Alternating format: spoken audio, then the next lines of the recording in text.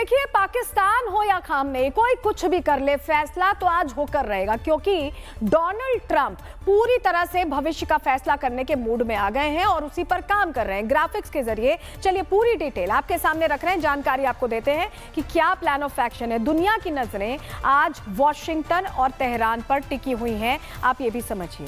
Trump आज एक बेहद अहम और सीक्रेट मीटिंग करने जा रहे हैं। इसी मीटिंग में सब कुछ तय होगा। इसमें ईरान पर हमले को लेकर कहा जा रहा है कि अहम फैसला लिया जा सकता है। तेहरान की सड़कों पर खामनेई समर्थकों का हुजूम है और समर्थकों का हुजूम देखकर खामनेई ने राहत की सांस तो ले ली है, लेकिन खामनेई दावा भी कर रहे हैं कि दुश्मनों की साजिश को नाकाम कर दिया है।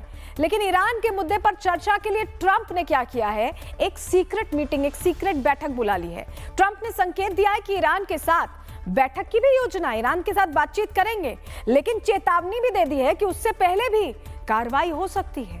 वेनेजुएला जैसी सैन्य कार्रवाई के कोई संकेत फिलहाल नहीं दिख रहे हैं, लेकिन बैठक में तो कुछ भी हो सकता है।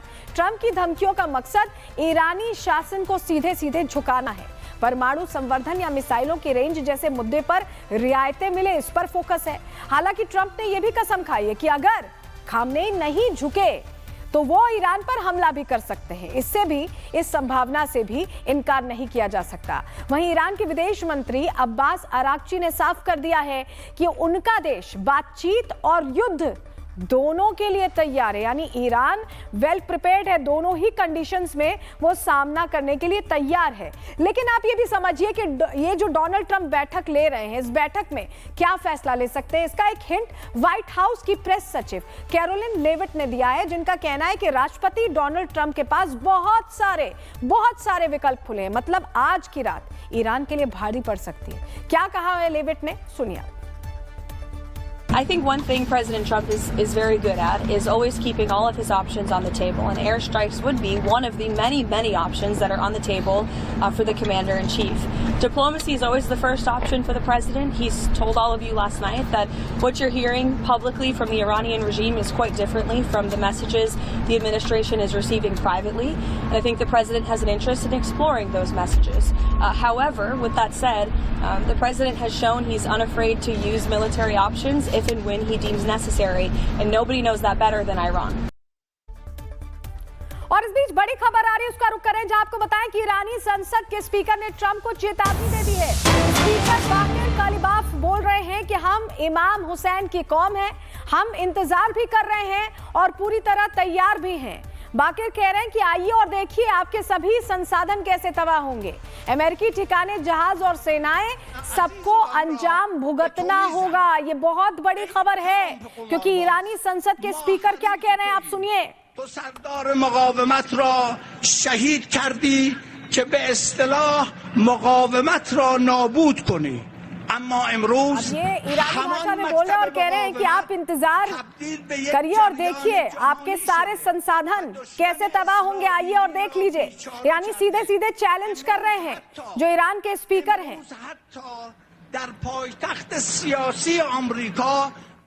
ईरान के स्पीकर की यह खुली धमकी उस जन समर्थन के बाद आई है जहां आवाम का एक हिस्सा खामनेई के समर्थन में खड़ा नजर आ रहा है। लेकिन यह समर्थन कितना असली है या नकली, आगे बताएंगे। उससे पहले आप इन खामनेई समर्थकों के बयान भी सुन लीजिए। این پرچم هویت ماست، عشق ماست، ایمان ماست، زندگی ماست. ما با این پرچم زنده ایم. ما زیر این پرچم داریم زندگی میکنیم. کی میخواد این آتش بزنه؟ ما راستش از خیلی سالهای پیش توی کربلا حتی دیدیم کسانی که قرآن سر نیزه زدن و با قرآن جنگیدن و سرنگون شدن. مزدور خیلی هم میتونن باشن. هر کسی که به مملکت داره خیانت میکنه به نظرم مزدوره. مزدور اونیه که اصالتشو میفروشه، وطنشو میفروشه، حیثیتشو میفروشه، ناموس براش مهم نیست. مزدور انسان مضریه که بدونی که خودش بفهمه سرباز بیجیر مواجب اسرائیل میشه. سرباز بیجیر مواجب اسرائیل نشو. خواستار همه ما مردم از مسئولین هستش که در کنار شنیدن صدای معترضین با کسانی که قصد برهم زدن امنیت عمومی و جبهه‌دار کردن احساسات این مردم عزیز رو دارن به شدت و با جدیت برخورد بشه. خواستار از همه نهادهای امنیتی و قضایی دارم که همه این مزدوران و همه کسانی که به جان مردم تجاوز کردن، مظلومانه مردم رو در واقع شهادت رسوندن همشون رو به اشد مجازات. देखिए, ईरान की आवाम अब दो धड़ों में बट चुकी है। एक तरफ है प्रो खामनेई आवाम और दूसरी तरफ है एंटी खामनेई आवाम। और यही वजह है कि अब ईरान की सड़कों पर आप तस्वीर देखिए, खामनेई के लिए आवाम से ही लड़ती दिखाई दे रही है। ये जो तस्वीर हम आपको दिखा रहे हैं, यहाँ खामनेई के समर्थक और विरोधी आपस में भिड़ गए हैं। आप जरा देखिए।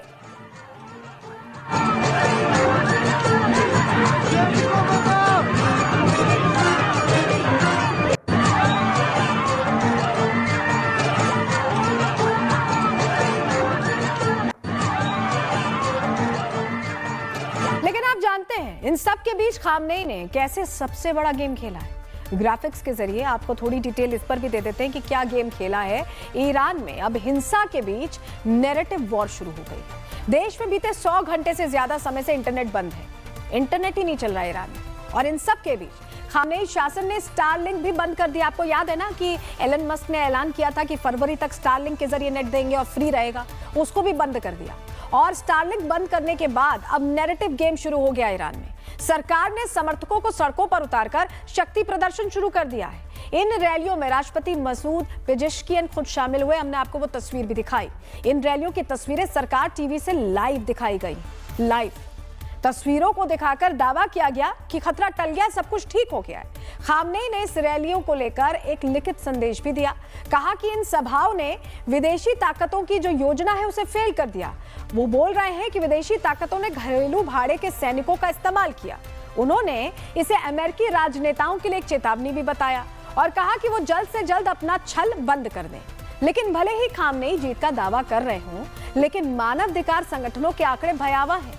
ईरान में विरोध प्रदर्शन के बीच अब तक 648 लोगों की मौत हुई है और ये तो आधिकारिक आंकड़े, हो सकता है इससे ज्यादा हो। अनुमान है कि 10,000 से ज्यादा लोगों को हिरासत में लिया गया है। और ये जो दबाने की कोशिश है, इसमें खामनेई कितने सफल होंगे, देखिए ये अभी बहुत ज्यादा सोचने की बात है, क्योंकि अमेरिका भी वेट एंड वॉच वाली स्थिति में है। ईरान में इंटरनेट बंद करने के बाद अब खामनेई सरकार ने सरकारी मीडिया पर ये तस्वीरें लाइव दिखाना शुरू कर दिया है। और इन तस्वीरों को दिखाकर खामनेई दावा कर रहे हैं कि ईरान में सब कुछ ठीक है, ऑल इज वेल। आप देखिए जरा।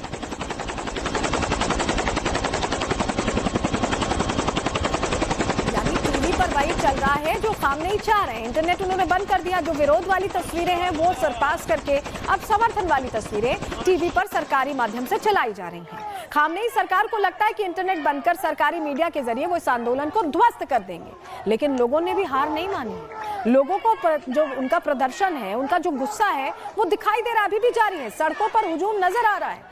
ये इस्फहान की तस्वीर है, जहां कल रात प्रदर्शनकारियों ने खामनेई के विरोध में जमकर नारे लगाए, आगजनी भी की है।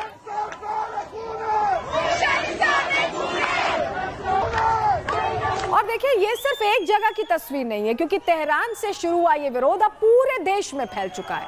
लोग इस्लामिक शासन को ढहा देना चाहते हैं और ये लड़ाई आजादी की लड़ाई बन चुकी है, जहां जनता तख्ता पलट करने पर उतारू है।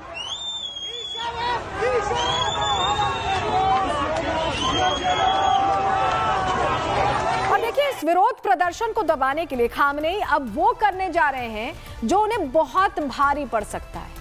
दरअसल विरोधियों की आवाज को दबाने के लिए खामनेई प्रदर्शनकारियों में शामिल रहे एक 26 साल के युवक, आप तस्वीर देख रहे हैं इनकी, जिनको फांसी की सजा देने जा रहे हैं। ये इसी युवक की तस्वीर है जिसे खामनेई के गुस्से का शिकार होना पड़ रहा है। कौन है ये पूरी डिटेल हम आपको देंगे, लेकिन इसकी खता सिर्फ ये है कि उसने प्रदर्शन किया है, आवाज उठाई है। खामनेई प्रदर्शनकारियों से किस तरह बदला ले रहे हैं, कैसे एक युवक को फांसी पर लटका देना चाहते हैं, पूरी डिटेल इससे जुड़ी आपकी ग्राफिक्स के जरिए आपको दे देते हैं। देखिए इरफान सुल्तानी, जिस शख्स की फोटो यहाँ पर हम आपको दिखा रहे हैं, इरफान सुल्तानी है, 26 साल के हैं, जो तेहरान के पास कराज इलाके के निवासी है। उन्हें खामनेई का विरोध करने के चलते पहले गिरफ्तार किया गया। आरोप लगाया गया कि खुदा के खिलाफ आपने युद्ध छेड़ा है, यानी खामनेई खुदा के बराबर हैं, उनके खिलाफ युद्ध छेड़ा है, जो ईरान में मौत की सजा वाला अपराध है। खबर है कि उन्हें फांसी की सजा सुना दी गई। फांसी की तारीख 14 जनवरी यानी कल की तय की गई है, ऐसा बताया जा रहा है। ये विरोध प्रदर्शन से जुड़ी पहली फांसी मानी जा रही है। परिवार को 11 जनवरी को इसकी सूचना दे दी गई। सिर्फ 10 मिनट की मुलाकात की इजाजत मिली परिवार को। कोई वकील नहीं दिया गया सुलेमानी को, ना सुनवाई हुई। उनकी बहन को भी केस फाइल देखने से रोक दिया गया। मानवाधिकार संगठन इसे फास्ट ट्रैक सजा मानते हैं, जिसका मकसद डर फैलाकर प्रदर्शनों को रोकना है, क्योंकि एक प्रोटेस्टर को ऐसी सजा दी जा रही है तो दूसरे के लिए भी तैयारी। खामनेई डर दिखाकर ईरान में प्रदर्शनकारियों को रोकना चाहते हैं,